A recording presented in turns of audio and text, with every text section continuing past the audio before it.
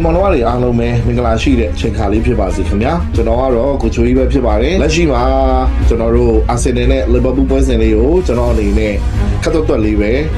ချင်းချုပ်လေးသုံးသပ်ပေးသွားမှာဖြစ်ပါတယ်အာဆင်နယ်အနေနဲ့အကောင်းဆုံးပုံစံတစ်ခုကိုရှိတယ်လက်ရှိကျွန်တော်သုံးသပ်နေတဲ့အချိန်မှာမန်စီးတီးနဲ့6မှတ်ကွာတယ်မန်စီးတီးပွဲဘရိုင်တန်နဲ့မကန်ရသေးဘူးပေါ့နော်အာဆင်နယ်ကတော့အရာအလုံးပြည့်စုံနေတယ်ပရီးမီးယားလိဖလားရဖို့အတွက်အကောင်းဆုံးအနေအထားတစ်ခုမှရှိတယ်အတားအဆီးတွေတစ်ခုဖြတ်ကျော်ထားတယ်လီဗာပူးကတော့ချိန်နေတွေစိုးဝါးနေတယ်နောက်ဆုံးနှစ်ပွဲဆက်တည်ချထားတယ်ရှုံးပွဲတွေမရှိတော့ဘူးဆိုပေမဲ့လီဗာပူးရဲ့အခြေအနေဟာထင်ထားတာတဲ့အများကြီးစိုးနေတယ်အထူးသဖြင့်အာလီဆိုအနေနဲ့ချက်စီးနင်းပြမရက်စကာပြီးသွားလို့ရှိရင်မန်ချက်စတာနီးပြအမိုရီရဲ့နောက်ကိုလိုက်ဖို့အတွက်ဒီပန်းစားနေတယ်ဘာကြောင့်လဲကျွန်တော်တို့တထေးဒရိုက်တာလေးစစ်ဒရိုက်တာတစ်ခုခုနဲ့ပြဿနာတက်တယ်ဆိုလို့ရှိရင်သွားနေကြလမ်းဟောင်းကြီးကိုသွားရမှာဖြစ်တယ်အရှိပါလဲဒီလိုမျိုးတွေချက်စီးနီးပြတို့မန်ယူနီးပြတို့လုတ်ခဲ့တယ်လို့အခုအာလီဆိုလည်းလူရသည်တော့ဒိုင်းကိုဘိုင်ယန်မြူနစ်ကိုရောင်းပြီးတော့သူ့လူချင်းနဲ့ဘယ်တော့မှတောင်ဝယ်ကစားသမားတစ်ယောက်ထပ်မဝယ်ပြီးတဲ့ကိစ္စကိုအစဖော်ထုတ်ထားတယ်အဲ့ဒီအတွက်ကြောင့်မလို့မိပြ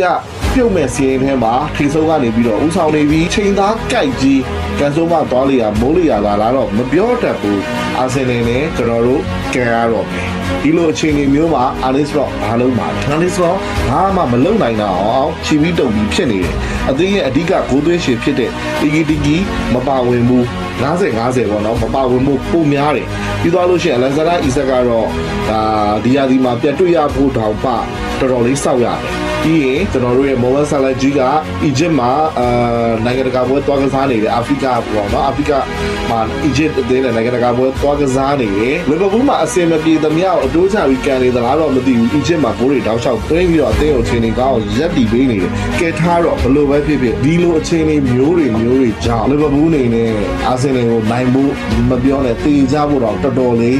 ရုန်းကန်ရမယ်အနေအထားမျိုးနောက်တစ်ခုအနေနဲ့အာဆင်နယ်ကလီဗာပူးအိမ်ပွဲမှာ 1-0 နဲ့ဆာဘိုစလိုင်းရဲ့ free kick နဲ့ပထမဆုံး Premier League ရှုံးပွဲတွေ့စေခဲ့အဲ့အတွက်ကြောင့်မလို့လက်စားချေဖို့အတွက်အာဆင်နယ်ရောအာဆင်နယ်အသင်းသားတွေရောအာဆင်နယ်နီးပြအာတီတာအပြင်အာဆင်နယ်ပရိသတ်တွေရောနောက်ဆုံးပြအာဆင်နယ်ရဲ့